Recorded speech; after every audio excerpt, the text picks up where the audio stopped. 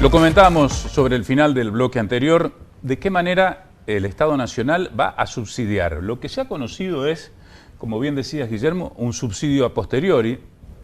Es decir, se elimina el subsidio anticipado del Inca a las películas argentinas. O sea, vos para hacer una película tenés que conseguir un productor o ir al banco y pedir un préstamo, ¿no? Y bueno, y todo va a depender del éxito no de taquilla que tenga esa película. Claro, porque en función de eso es que se va a reintegrar o se va a subsidiar. Bastante extraño el mecanismo que rompe con la lógica que se venía hasta aquí. ¿Cómo era hasta la actualidad? El Inca otorgaba créditos a los realizadores para que pudieran empezar. Después tenían que completarlo con producción propia, pero para el arranque había un crédito que después se devolvía. Había que devolverlo. Guillermo Arch, ¿cómo estamos? ¿Qué tal? Buen día. Bueno, Guillermo preside el Cine Club Santa Fe. Sí, sí. Bueno, se está hablando de, por lo menos, digamos, una retracción casi total de la producción de cine argentino a partir de estos decretos, ¿no? Que realmente son lesivos para la actividad. No solamente por eso, digamos, que de alguna manera, como fundamento, hasta carece un poco de lógica, ¿no? Porque el fundamento mismo dice que el fomento de la industria debe orientarse a la promoción de producciones de calidad que sean exitosas en la taquilla y bien recibidas por el público. Bueno, se supone que si va mucha gente es porque es buena la película, ¿o no? Pero hay que ser adivino para saber si una cosa va a ser un éxito o no. Si no, no se la puede calificar de tal, si uno sabe o no. Si... Guillermo, se citó en el anuncio de la eliminación de estos adelantos o subsidios del Inca, se citaron 2 o 3 películas que las fueron a ver 14 personas. ¿Cómo se explica esto? Y se explica por, digamos... ¿Cómo le explicás a la gente que el gobierno, todos, hay que subsidiar una película que la ven 14 personas? Yo creo que es el uso de la sospecha amañada, lo cual implica, digamos, un temor por lo que no se conoce directamente. Yo creo que hay películas que se ha hecho de cierto uso de la estadística, digamos, numerología, básicamente, digamos, una ciencia, una pseudociencia. Porque ahí, por ejemplo, no se recoge la cantidad de espectadores que tiene por visionados en otros tipos de dispositivos que no sea el cine, por ejemplo. También en los fundamentos se elige un año y otro año para demostrar la caída de público en el cine argentino, 2014 y 2023. ¿Qué pasó en el medio? Hay pandemias, hay de todo. En el medio hubo películas exitosísimas argentinas, incluso películas que llegaron a una nominación al Oscar a la mejor película. Hubo tremendos éxitos del cine argentino. Y aparte, porque lo que no se entiende tampoco es que puede ser que haya películas que tienen muy pocos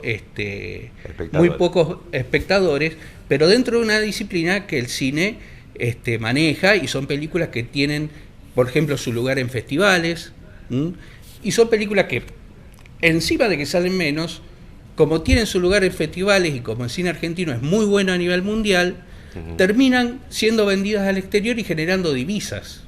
Por menos. Yo pregunto, por ejemplo, Trenkelauken acá prácticamente no se dio en ninguna sala. Se elimina, aparte, con esta ley se elimina la cuota de pantalla que tienen todos los países del mundo para la producción nacional de cine. La cuota de pantalla es un porcentaje de la... No, es que las empresas exhibidoras están obligadas a pasar cine argentino, que es muy mínimo, ¿no? Bueno, Trenkelauken no se dio prácticamente en ninguna sala de cine. Una película que Cahiers du Cinema, la revista más importante de la historia del cine, eligió el año pasado como la mejor película del año. Entonces, cuando se establecen los argumentos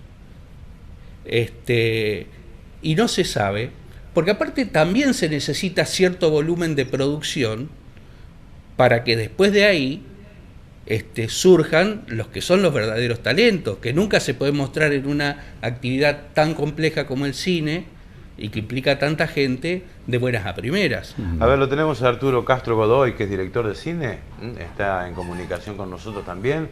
Arturo, buenas noches. Buenas, ¿cómo están ustedes? Bien. Bueno, contanos tu opinión sobre esto, como director de cine. Bueno, sí, estaba escuchando atentamente la conversación. Básicamente un poco de lo que estamos hablando es de la desaparición de la producción de cine nacional como la conocemos. Y yo me animo a responderte cómo se explica que una película tenga 14 espectadores. Bueno, en primer lugar, si contás las entradas mal. Porque la verdad es que los ejemplos que dio Adorni en la última conferencia de prensa son hasta malos para elegir los ejemplos cuando quieren justificar decisiones que son irracionales. Eligiendo los ejemplos son malos. Tomo como ejemplo un documental de Cecilia Kang que se llama Partido de mí, un barco llevándome, que cualquier persona que esté mirando esto puede entrar a Google, al Inca, la página del Inca, a la intranet, y buscar los espectadores que tiene esa película y se van a encontrar que solamente en la página web del Inca tiene más de 4.000 espectadores.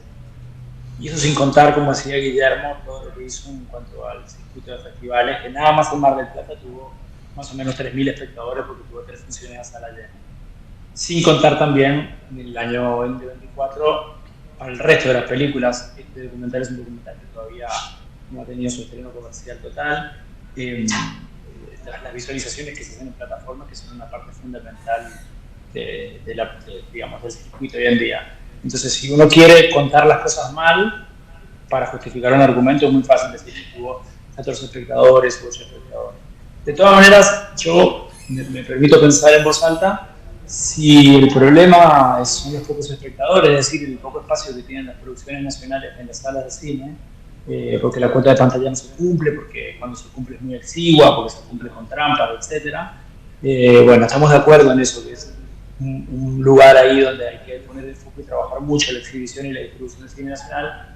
La respuesta no sería rompiendo lo poco que hay, sino sería apostando a una cuota de pantalla un poco más grande, mayor control de que esa cuota de pantalla se cumpla, mayor trabajo en cuanto a la creación de espectadores y hacer básicamente lo que hacen los países del mundo a los que este gobierno dice querer parecerse, que es intentar de alguna manera nivelar el lugar en el que se compite con producciones norteamericanas que arrasan en todo el mundo, no por calidad necesariamente, y me atrevería a decir que en la mayoría de los casos seguramente no por calidad, sino por poder económico.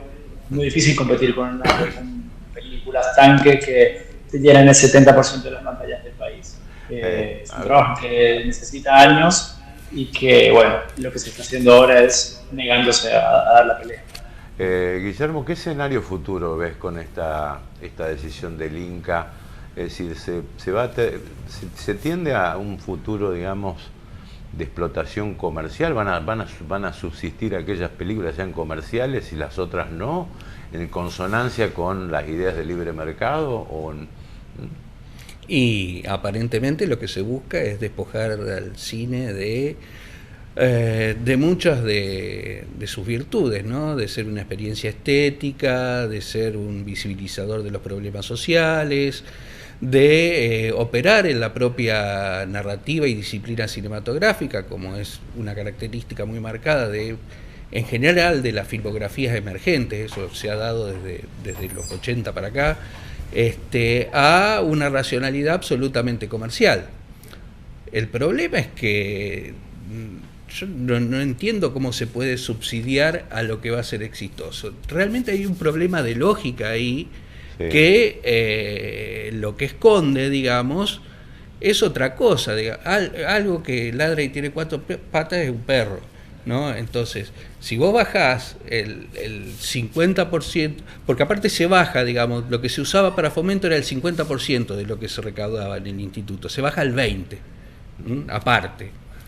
Y aparte no sos claro para decir qué es lo que se va a subsidiar, por lo menos es claro para decir qué se va a utilizar ese dinero. Eso no lo sabemos. Arturo, en este esquema así planteado, ¿las que ganan son las plataformas? No las plataformas, sí las distribuidoras y las casas de productoras extranjeras.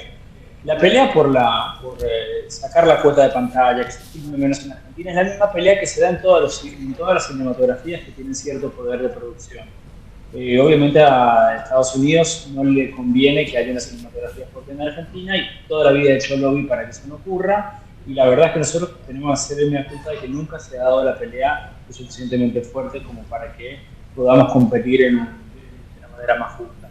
Los grandes ganadores son todas las personas que ven al cine solamente como un negocio y no como lo que es un vehículo tremendamente potente para generar cultura, identidad, memoria, para permitirnos contar nuestras propias historias, elaborar las cosas que nos pasan, y que tiene un valor simbólico enorme que no se puede contar solamente en entradas vendidas. Una mirada completamente anacrónica, y me permito decir un poco bruta, pensar que las únicas películas exitosas son las que venden muchas entradas.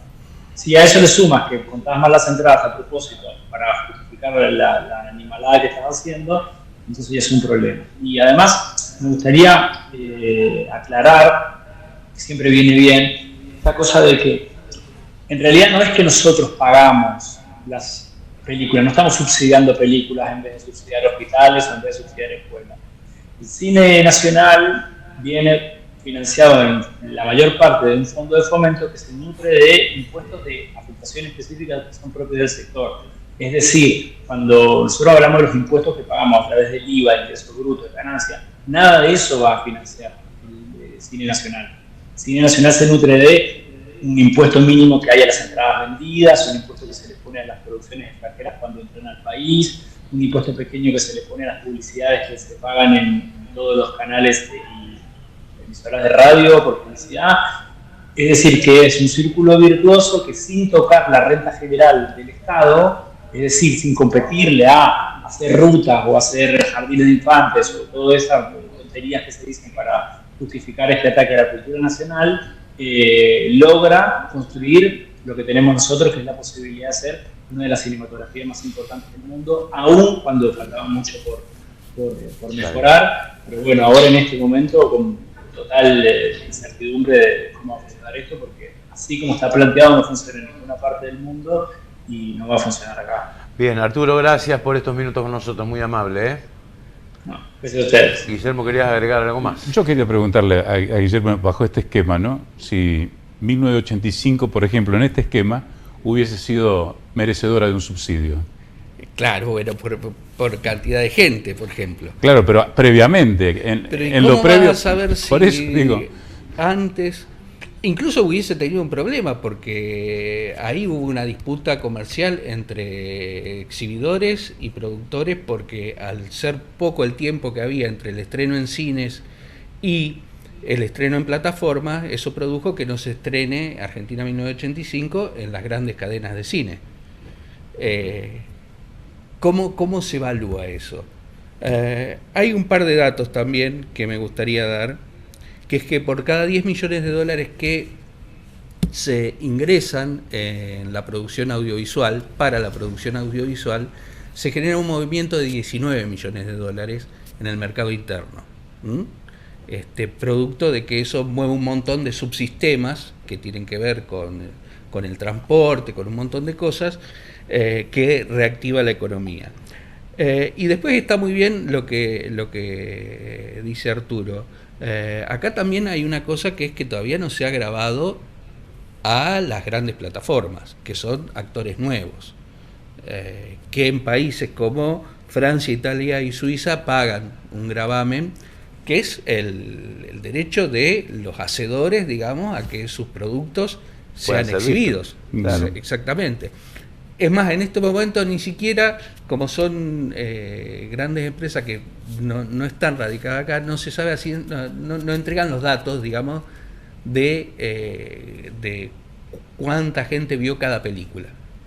Incluso porque tienen las de producción propia y tienen otras que compran derechos, ¿no? Claro. Pero todo eso debería tributar, porque son obras que pertenecen a sus autores en algún punto. Guillermo, gracias por la visita. No, gracias a usted.